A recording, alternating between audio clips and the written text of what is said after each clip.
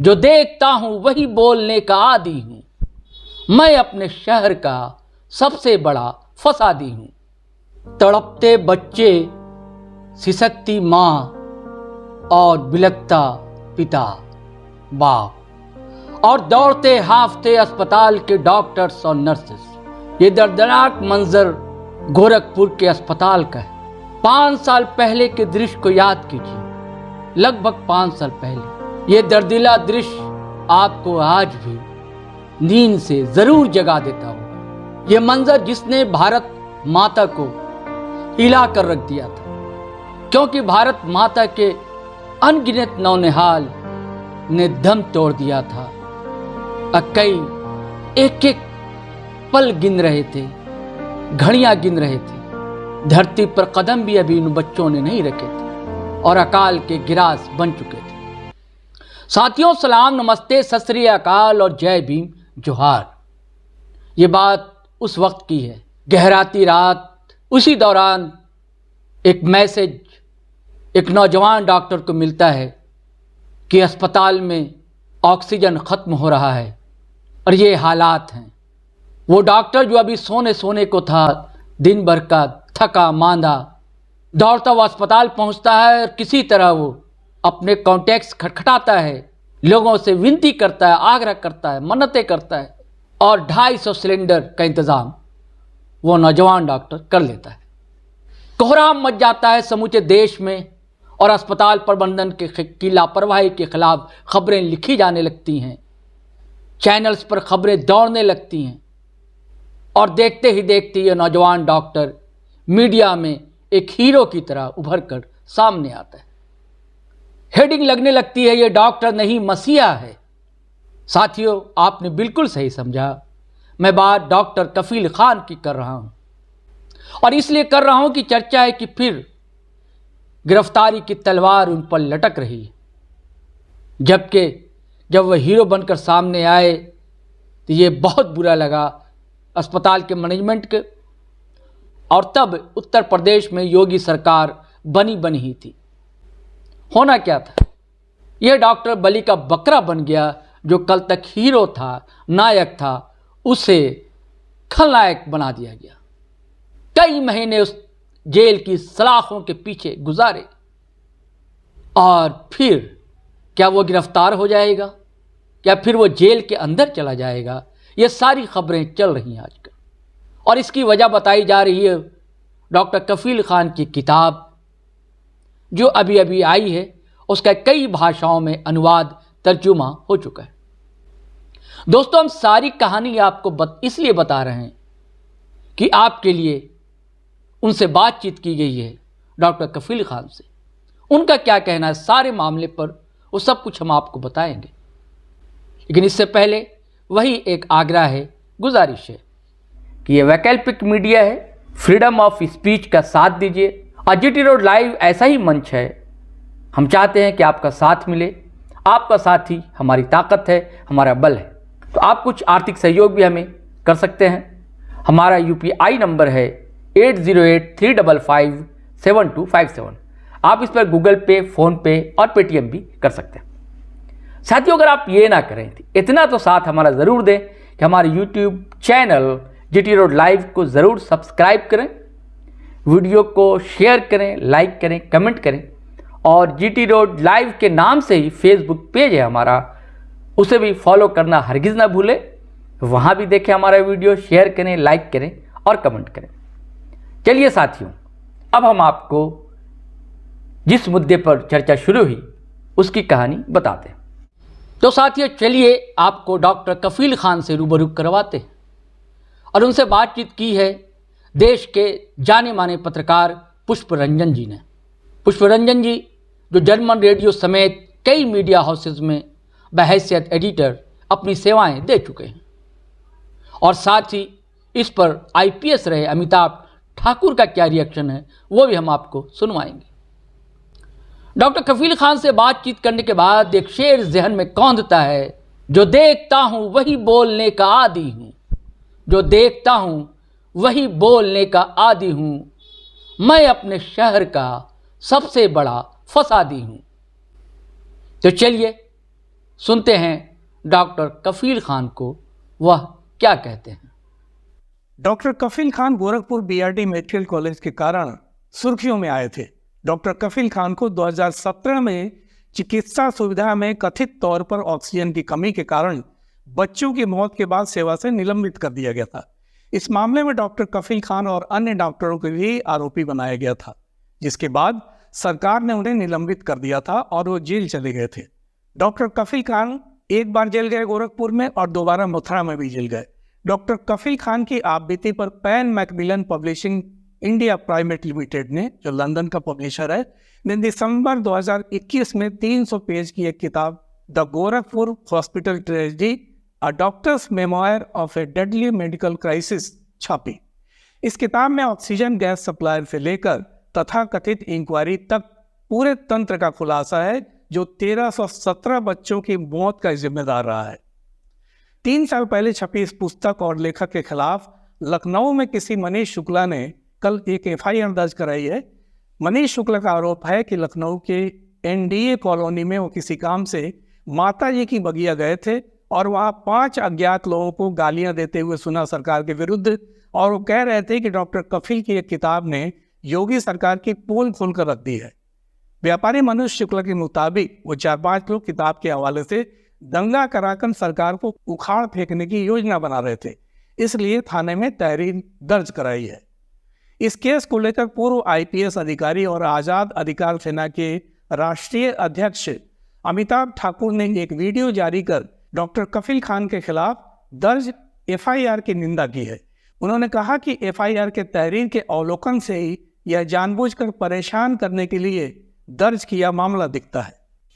लखनऊ में डॉक्टर कफील खान पर दर्ज एफआईआर प्रथम दृष्टया राजनीति से प्रेरित दिखता है, क्योंकि इस प्रकरण में जो तमाम धाराएं लिखी गई हैं और जो तहरीर है उनमें भी आपस में मैच नहीं दिख रहा है। प्रथम दृष्टया यह दिखता है कि सत्ता विरोधी पुस्तक लिखने मात्र के कारण डॉक्टर कफील खान पर यह एफआईआर दर्ज किया गया है। तो डॉक्टर साहब अभी हमारे साथ जुड़ गए हैं इंटरव्यू के लिए। डॉक्टर साहब, ये किताब मैंने पढ़ी, अभी ख़त्म की आज सुबह में, और बहुत दिलचस्प किताब है, आप बीती है। इस किताब के हवाले से काफ़ी कुछ जानने को भी मिला मुझे कि किस तरह से, किन चीज़ों से आप गुजरे, और जिस तरह से सरकार और पूरा तंत्र, जो सिस्टम जिसकी ऑक्सीजन की सप्लाई से लेकर हर कहानी को अपने तफसील से दर्ज की थी। गोरखपुर में कैसे बच्चे मरते चले गए और सरकार की लापरवाही और सिस्टम की लापरवाही की वजह से सारा कुछ हुआ।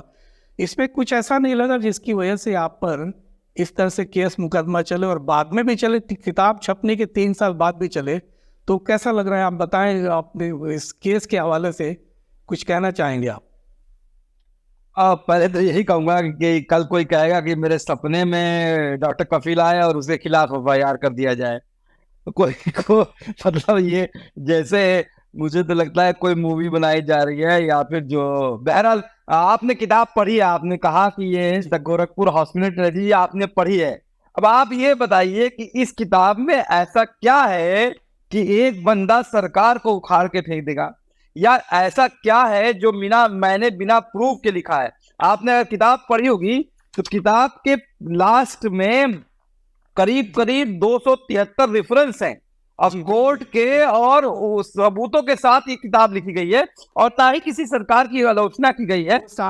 इसमें तो रेफरेंस डॉक्टर साहब हमने क्रॉस चेक भी किया था, सारे रेफरेंस को क्रॉस चेक भी किया था, और प्लस शुरू में भी जो इसके प्रस्तावना लिखी गई, कैसे गोरखपुर ट्रेजेडी हुई है, सारी चीज़ें, वो 4 चैप्टर भी मैंने पढ़ी, जिसमें पहला चैप्टर ड्यूटी, दूसरा डिटेंशन, तीसरा डिस्कवरी और चौथा डिटर्मिनेशन। ये चारों चीज़ें थी उसमें और सबको मैंने ध्यान से पढ़ा। अब तो ये सवाल है कि मैं कोई लेख लिखूं और 10 साल के बाद किसी को लगे कि उस लेख पर दंगा हो सकता है, उस लेख पर समाज में अफरा तफरी मच सकती है, ठीक उसी चीज़ से मैं भी गुजर रहा था कि आपकी किताब को पढ़ते हुए।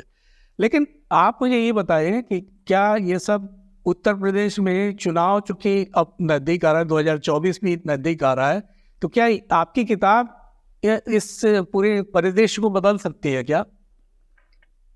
देखिए, मैं एक बात तो हमेशा से कहता रहा हूँ, और मुझे जहाँ तक ये लग रहा, अभी जो ट्रिगर पॉइंट है वो जवान मूवी जो अभी आई थी शाहरुख खान जी की, और जो एटली डॉक्टर एक्टर ने इसको निर्देशित किया है, ये एक ट्रिगर पॉइंट है जिसमें मिलता जुलता जो गुण गोरखपुर में हुआ था, जैसे एनकेफेलाइटिस के बच्चे मरे थे, जैसे ऑक्सीजन कमी हुई थी, जैसे हम लोगों ने अम्बू करके बच्चों को बचाने की कोशिश की, इतना सब कुछ करने के बाद डॉक्टर को सजा हुई, वो सब मिलता जुलता उस मूवी में दिखाया गया है। अब शाहरुख खान पे तो हाथ लगाया नहीं जा सकता है, तो गरीब आदमी ही मरता है, और गरीब आदमी को करा जाए। अब आप ये बताइए, कोई कोई किताब लिखी जाए और वो कोई बच्चा नकल करने लगे, तो आप उस बच्चे को पकड़ोगे कि जो नकल कर रहा है, या फिर जो जिसने किताब लिखी है भाई वो पढ़ने के लिए। दूसरी बात आपने कही कि 2 साल बाद, ये तो मेरे लिए भी बहुत बड़ा अचंभा है कि 2 साल बाद, आप यकीन नहीं करेंगे सर, कि मैं जब से मथुरा जेल से बाहर निकला 2020 में, तो उसके बाद मैं जयपुर आ गया। प्रियंका गांधी जी ने मुझे वहाँ पे घर और सिक्योरिटी दी थी, तो मैं जयपुर आ गया।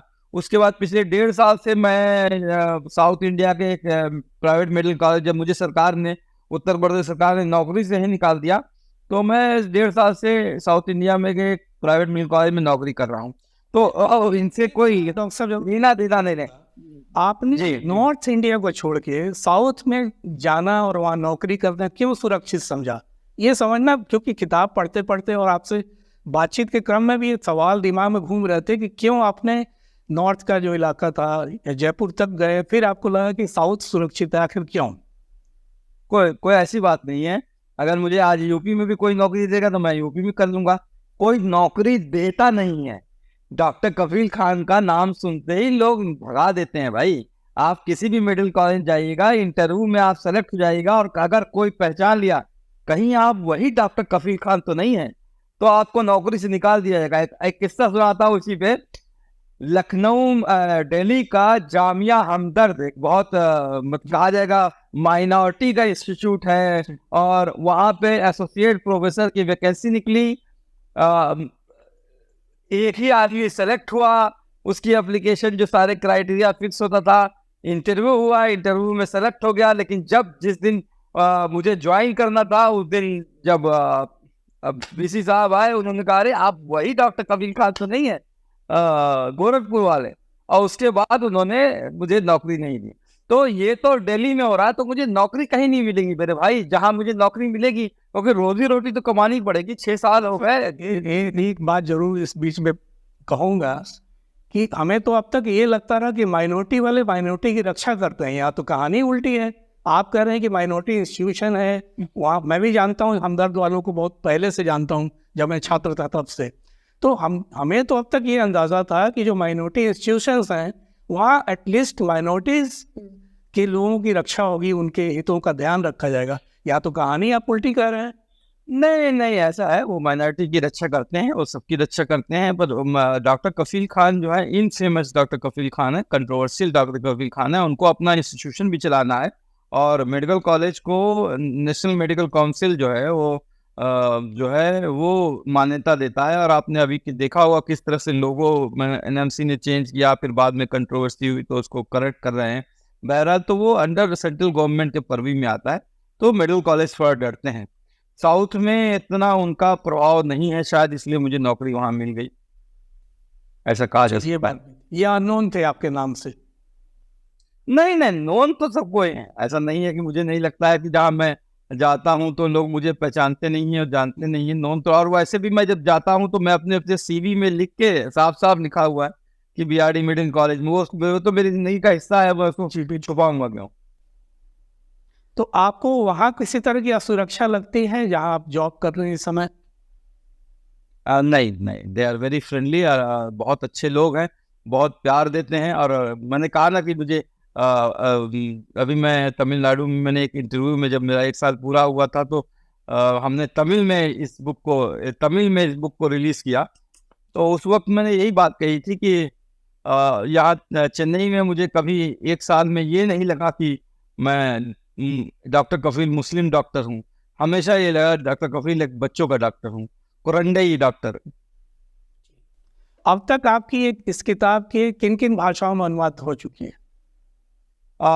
Hindi, English, Marathi, Tamil, Telugu, Malayalam and Bengali, Kannada and Assamese में आ रही, तो ऑलमोस्ट 10 लैंग्वेज। आप तो भोजपुरी वाले बेल्ट से हैं, तो भोजपुरी में भी इस किताब का अनुवाद होना चाहिए था, ऐसा महसूस नहीं करते? नहीं, हिंदी पढ़ लेते हैं लोग। मुझे लगता है हिंदी ऐसी चीज है कि जो है वो पूरा अपना यूपी, बिहार, मध्य प्रदेश, झारखंड, छत्तीसगढ़ सब कवर हो जाता है। इवन वेस्ट बंगाल, हालांकि बंगाली में भी आ रही है तो वो भी कवर हो जाता है। तो आप किसी और भी किताब की योजना में हैं? क्योंकि आपको, मुझे लगता है कि एक बार जब लेखन के क्षेत्र पे इंसान जब घुस जाता है और उसको लगता है कि इसको रिवाइज करनी चाहिए, इस पुस्तक को और भी बेहतर बनानी चाहिए, या इससे अलग हटके पूरे सिस्टम पे एक और किताब आप किया है, ऐसा लगता है कि आना चाहिए? जी हाँ, मैंने अपनी सेकंड किताब पूरी कर दी है, लेकिन अभी कोई पब्लिशर हिम्मत नहीं जुटा पा रहा है कि उसको पब्लिश कर सके। लेकिन सी देखिए कब आती है वो। लेकिन है इसी मेडिकल इंडस्ट्री पे ही है? नहीं, मेडिकल इंडस्ट्री में नहीं। ये वो किताब, ये किताब जो है सिर्फ बीआरडी ऑक्सीड ट्रेजेडी तक की है। उसके बाद मेरे साथ CANRC के वक्त जो NSA लगाया गया था, नेशनल सिक्योरिटी एक्ट लगाया गया, और फिर देश के हालात कैसे जो है धर्म के नाम और रिलीजन के नाम पे लोगों को जो है जिस तरह से किया जा रहा है, और मेरा अपना स्ट्रगल डॉक्टरसन रोड, कोविड कैसे आया, और वो उस सब पे है। उस सब पे तो शायद 2024 से पहले वो किताब आ जाए आपकी? मुश्किल है। आपकी किताब आने वाले चुनाव में 2-4 केस और लगे, इससे आप बचना चाहते हैं क्या? नहीं, ऐसा कुछ नहीं है। कोई पब्लिशर ही नहीं मिल रहा है तो मैं कैसे करूंगा सेल्फ पब्लिशिंग। जिस तरह से जी कि आपकी जो अब अगली किताब है उसकी सारे स्क्रिप्ट तैयार है, सब कुछ है, पब्लिशर नहीं मिल रहा है क्योंकि वो डर रहे हैं, कई सारे लोग हैं जो डर रहे हैं कि हम छापेंगे किसी और लोचा लफड़े में न फंस जाएं। आपको जब इस किताब को छापी पैन मैकमिलन ने, उस समय किस तरह की दिक्कतें दरपेश हुई थी? बहुत दिक्कतें दरपेश थी। कोई भी इंडियन पब्लिशर पब्लिश करने को राजी नहीं हुआ, और ये पैन मैकमिलन जो है वो ब्रिटिश पब्लिशर है। उन्होंने वो अल्टीमेटली उनके इंडियन जो ब्रांच है उन्होंने पब्लिश किया। कोई भी इंडियन पब्लिशर रेडी नहीं था। इसी तरह से जो हिंदी और उर्दू के वर्जन आने में देरी हुई, वो यही वजह थी कि कोई हिम्मत नहीं कर पा रहा था। तो या डिफ़िकल्टी तो बहुत आई है। कई बार क्या होता है, 2 तरह की चीज़ें आती हैं जब कोई किताब या फिल्म इस तरह की, जब उसे बहुत पॉपुलर होना होता है, तो पहली बात ये कि कहीं कोई केस हो जाए, मुकदमा हो जाए, थाने में कोई चला जाए, तो लगता है कि फिल्म या किताब को फेमस करना है तो शायद ये डायरेक्टर, प्रोड्यूसर या पब्लिशर कराता है। दूसरा एंगल ये है कि आमतौर पे जो माहौल है इस समय चुनाव का और जो होने वाला है, उस समय लोग करते क्या है कि पॉलिटिकल माइलेज के लिए या पोलराइजेशन के लिए इस तरह के इश्यूज को किसी के माध्यम से केस करा दिया और मामले को आगे बढ़ाते गए। तो आप इन दोनों में से किस चीज़ पे आप फोकस करते हैं या सोचते हैं कि क्या? मेरा तो ये मानना है कि जो है मेरी आप लेकिन 2021 में जब ये बुक रिलीज हुई तो 2022 की इंडिया की सबसे बेस्ट सेलर बुक चुनी गई थी, और बेंगलोर और मुंबई लिटरेरी फेस्टिवल में मैं फर्स्ट ऑथर होते हुए पहली बार किताब लिखी और उसमें वो शॉर्ट लिस्टेड हुई थी। द थिंग इज दैट कि ये आपकी बात मैं उससे सहमत हो सकता हूँ कि 2024 का लोकसभा चुनाव आ रहा है और डॉक्टर कफील खान एक पंचिंग बैग की तरह इस्तेमाल किए जाते हैं। आपने देखा होगा किस तरह से NSA लगाया था झूठे और बेसलेस फिक्शियस चार्जेस पे। इसको बाद में हाई कोर्ट और सुप्रीम कोर्ट ने भी कहा कि डॉक्टर कफील की speech was about integrity and unity of India, not about disharmony और एनीथिंग। तो वो ये हो सकता है, ये मोड़ हो सकता है। इसीलिए मुझे तो लगता है कि ये कोई मनीष शुक्ला नहीं है, ये तो पीछे से खुद उत्तर प्रदेश पुलिस ही कर रही है ये काम। जी बिल्कुल, ये लगता है कि मोहब्बत की दुकान को पीछे कर नफरत की दुकान को आगे बढ़ाएंगे और नफरत की दुकान के आधार पर 2024 होगा, ऐसा संकेत आपकी किताब से ही मुझे मिलने लगा। मूल में फंसाने की चेष्टा होगी, उसी तरह से ऐसा होगा नहीं सर, क्योंकि भारत जो है मोहब्बत वाला देश है। यहाँ सिर्फ और सिर्फ मोहब्बत होती है और नफरत की कोई जगह नहीं है यहाँ। हम ऐसा ही विश करते हैं, दुआ करते हैं, इंशाल्लाह ऐसा ही हो। तो उम्मीद की है कि समाज में जो समझदार लोग हैं ऐसे नफरत की दुकानों का शक्ल गिरा देंगे, बंद करेंगे। बहुत बहुत शुक्रिया डॉक्टर साहब। Thank you, thanks lot. तो साथियों, आपको कहानी कैसी लगी, ज़रूर रोचक लगी होगी। और आप अगर फेसबुक पर देख रहे हैं तो फॉलो कर लें हमारा पेज, और अगर आप यूट्यूब चैनल देख रहे हैं हमारा, सब्सक्राइब कर लें और बेल आइकन दबाना हरगिज़ ना भूलें। धन्यवाद, शुक्रिया।